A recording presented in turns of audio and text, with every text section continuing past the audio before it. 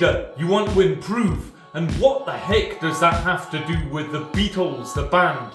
Let me tell you more. Hi, I'm Chris, I'm a doctor. I've summarised the points that resonated with me in this book. And one thing that you have to learn is to trust your intuition, particularly if you have skill in that area, because intuition is a lot of recognition. So if you're able to recognise something, you've had a similar situation before, trust that gut feeling, go with it. Otherwise, you may be best to just rely on perhaps.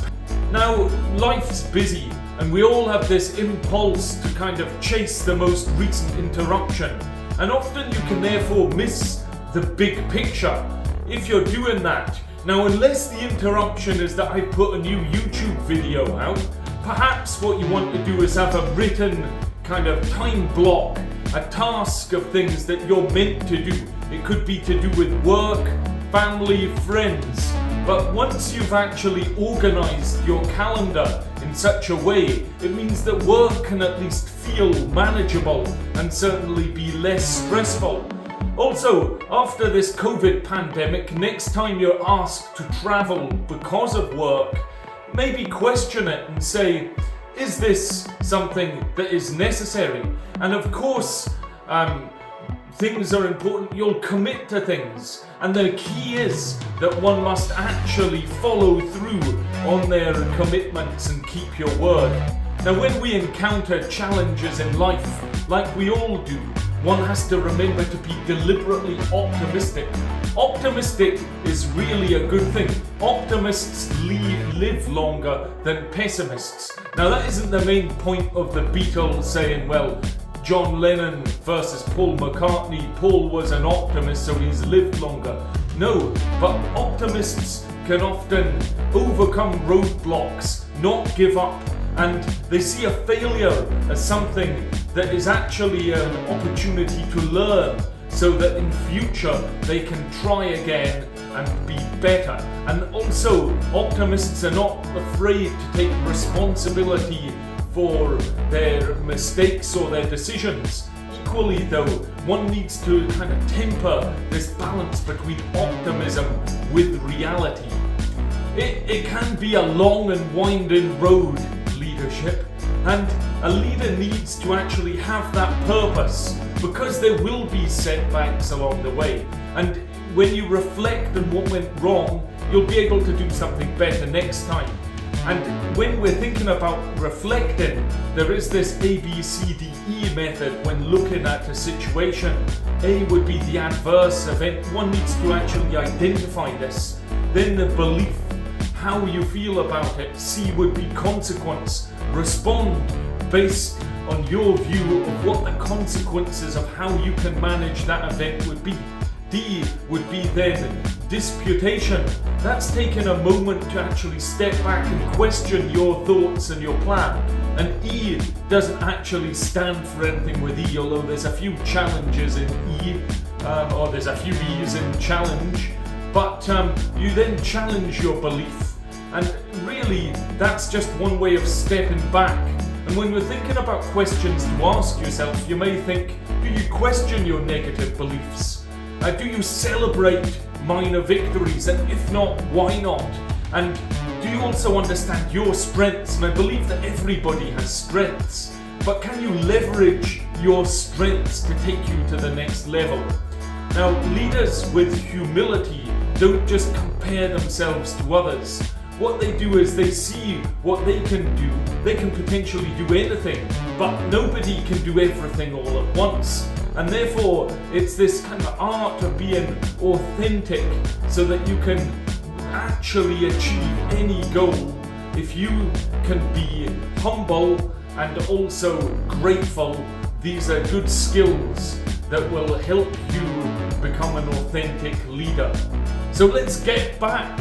Well, you heard how I said get back, but the Beatles theme of this book that was written by a senior software engineer is in fact that she really liked the Beatles, and who doesn't? But the Beatles have got lots of songs, and some of them you could listen to and it can remind you of themes themes of leadership. So let's get back to the actual YouTube video here. And what one wants to do is get back to the curiosity of being a child. When you're a child, you ask lots of questions. Why does this happen? Why does this happen? And you may think of the kind of improvement strategies, thinking of Toyota production systems, for example, video coming soon. And that would be asking why 5 times to try and get to the root cause of an issue. The video about Toyota production systems will have a lot more content than that, I can assure you. Please check out the channel. However, getting back to the actual content, do you understand your audience? And communication is often situational in that you have to vary how you manage your team. So that's why there is this kind of theory of situational leadership that you may come across. And in a more junior team, you may have to be more kind of descriptive, saying, do this, that, the other, controlling, that will help your team progress. However, if a team already have the correct skills, then you could be more of a facilitator. Let them just get on with things, and you're there if you need to. And the other thing is important. It's about saying, well, as a leader, are you a good communicator? When are you forceful, direct, or just maybe being a sympathetic listener? Because we have to ask for help. I need somebody. Help.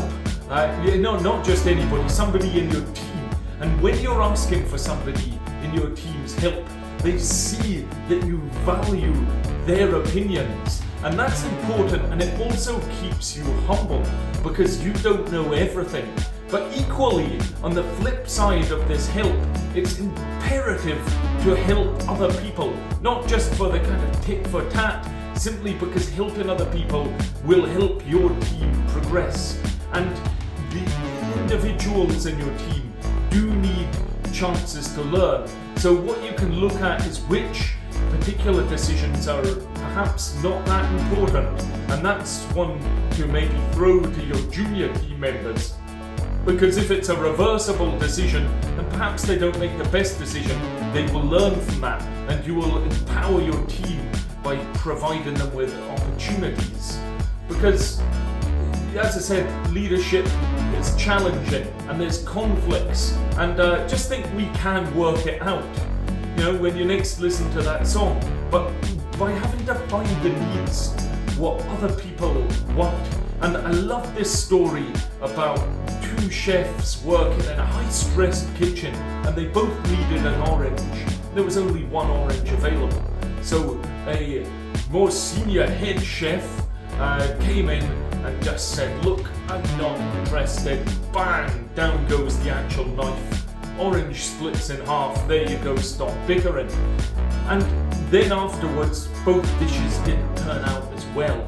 Now it transpired that if these 2 people had communicated more what they actually need, you could have had that win-win, that sweet spot in negotiation together, because one needed the zest and the other needed the juice. For conflicts, you still have to be a unique individual that is authentic, and Any Time at All is another good Beatles song. I won't try and sabotage that one, but that's when you're asking for help from others, but also being approachable yourself, because ultimately we at times just need to let it be.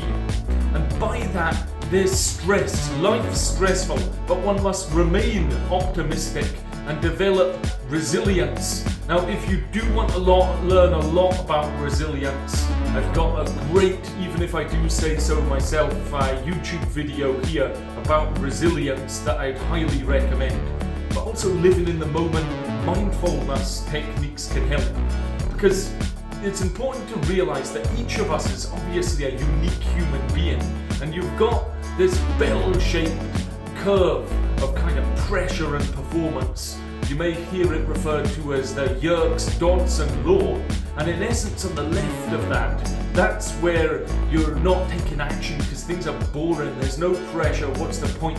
so your performance is low, and on the right when there's too much pressure, and that's different for every individual. You burn out and you stop producing. So what you're wanting to get is that sweet spot in between where you are getting enough pressure for yourself so that you're the most productive person, enjoying the life and the things that you choose to do. Now, one final thought from the late JFK. Seemingly there was a speech he was about to give but then just got assassinated. So leadership and learning are indispensable to each other. I believe that. I'm continuing to learn every day and I'm sharing my knowledge with you. Thanks for your support. I'll see you next time.